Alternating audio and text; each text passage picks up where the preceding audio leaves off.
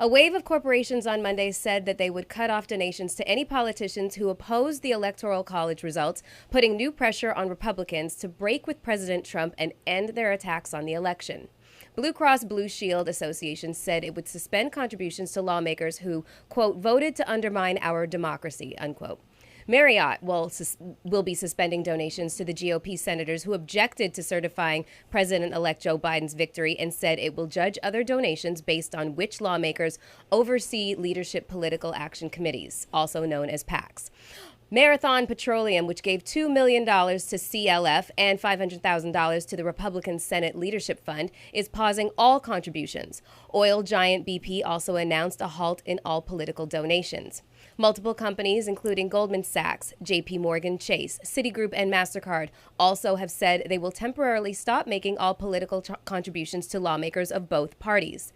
ConocoPhillips, which gave $500,000, said it has suspended all political contributions for at least 6 months in light of the Congress's recent vote on the certification of the Electoral College results. Charles Schwab told The Hill its PAC will halt all contributions to any lawmakers for the remainder of 2021. This is a huge statement. Tell them.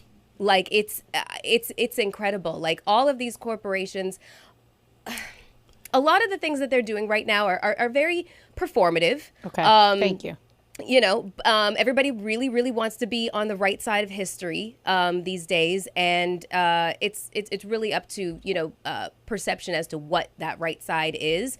But it's fascinating, which is why some of the corporations said they're suspending all political contributions to both parties. Mm-hmm. But the ones that took the stand and said, "GOP, you ain't getting no more of our money." Mm-hmm.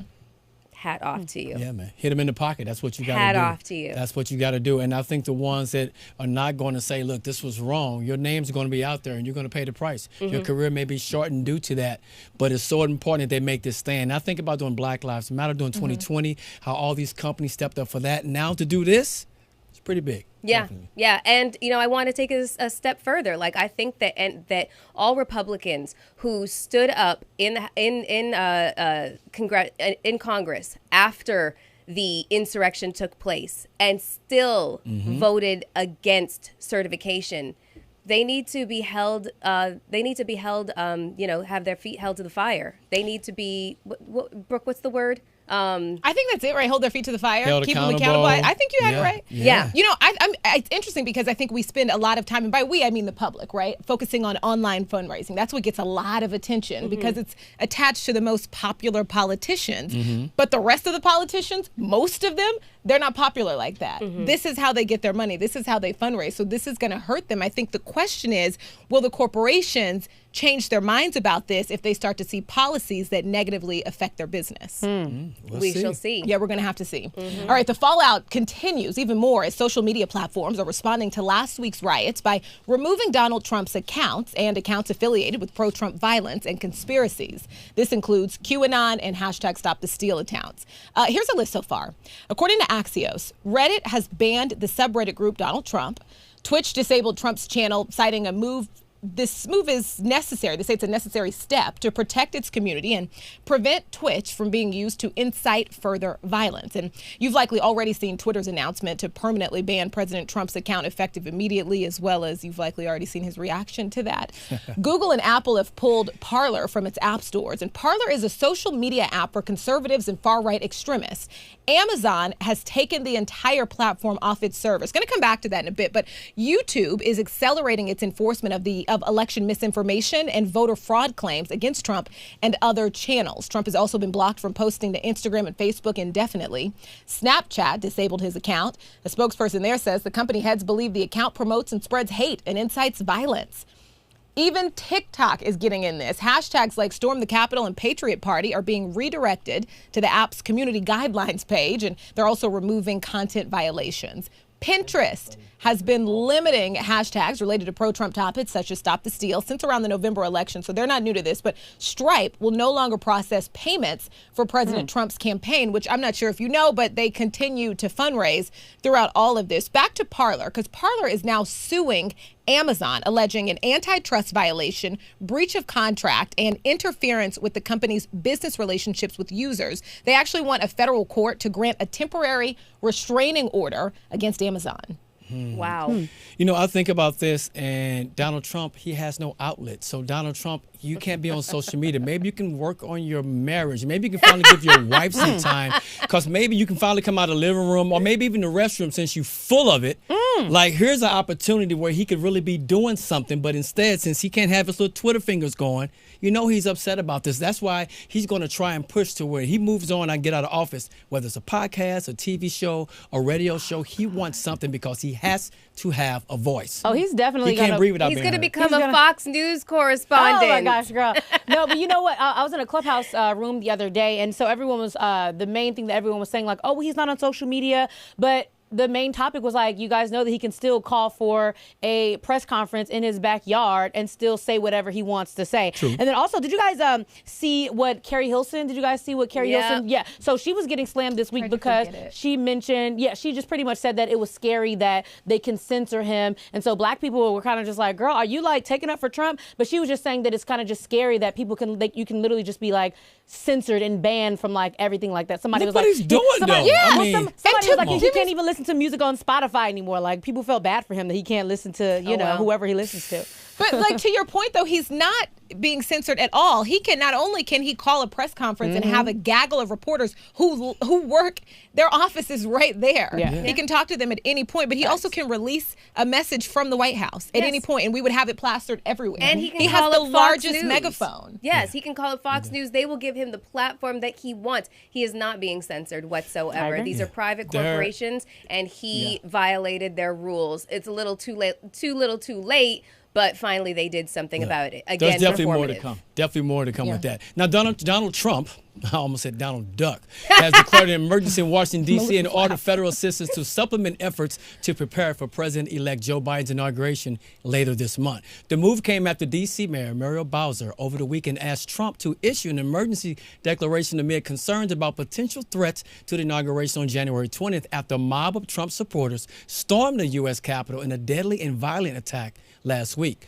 The emergency declaration will last from January 11th until January 24th. Separately, outgoing Acting Homeland Security Secretary Chad Wolf earlier Monday said that the Secret Service will begin implementing security measures related to the inauguration on Wednesday, 6 days earlier than originally planned because of the recent events. The D.C. National Guard plans to have minimum 10,000 troops in D.C. by Saturday in order to boost security before the inauguration.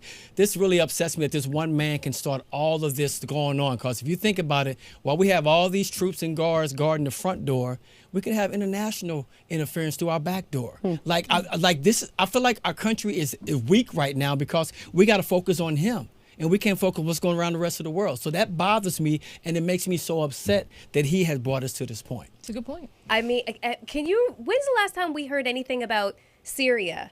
Or the the issues plaguing Greece, or just anything in the international community. When's the last time we actually heard anything like that? I've been sitting here, biting my fingernails about Iran and how pissed off they are at us. But it's so funny. Like, COVID and Trump, that's all that dominates all the headlines. Because this country is such a mess in so many spaces right here. So many. I just want to know really quickly, because it's interesting that they're being prepared for this. Remember the word we got from the FBI? They didn't have any prior warning. The Washington Post got a hold of an internal document from an FBI office in Virginia, and it was an explicit internal warning that extremists were preparing to travel to Washington to commit violence and war. That is documented. Yeah.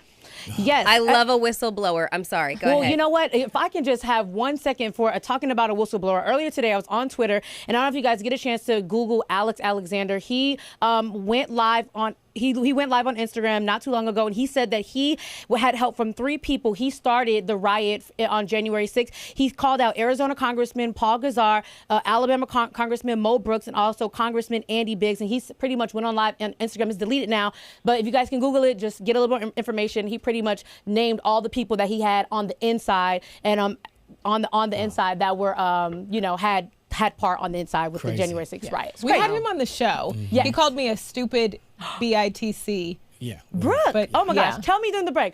During the break, because we have to keep going. Okay, now, the theme of President-elect Joe Biden's inauguration next week is going to be America United. Planners announced on Monday. It's a reference to his pledge to bring the country together when he takes office. Now, the Presidential Inauguration Committee also said that Biden and Vice President-elect Kamala Harris will participate in a wreath-laying ceremony at the Tomb of the Unknown Soldier at Arlington National Cemetery alongside former Presidents Barack Obama, George W. Bush, and Bill Clinton after the inauguration ceremonies in a show of bipartisanship. Now, their spouses will also be in attendance. This inauguration marks a new chapter for the American people, one of healing, of unifying, of coming together, and of an America united. Presidential Inaugural Committee Chief Executive Officer Tony Allen said in a statement on Monday. Now, I don't know about you guys, but I don't really love the slogan. I feel like there were other better ones, like Barack Obama said, "Hope and change we can believe in," and things like that. I just feel like this doesn't have an action item to me. I don't know. What do you guys think? I feel like it's just missing. It's not telling me anything. I'll take anything as long as we don't have to hear about that Make MAGA America or whatever great that again. is. As long as we get rid of that, I'll take whatever you throw at me at The this bar point. is low, right? That's how you feel? Agreed. And some people said they should do this at a secret location inauguration. No, Yes. this is America. We're going to do this out in public the way we should do it. Yeah, I feel like it needs a verb, like an action item. Okay, so taking it to our YouTube soulmates. So be it one says, if you have a special diet, do not commit a crime.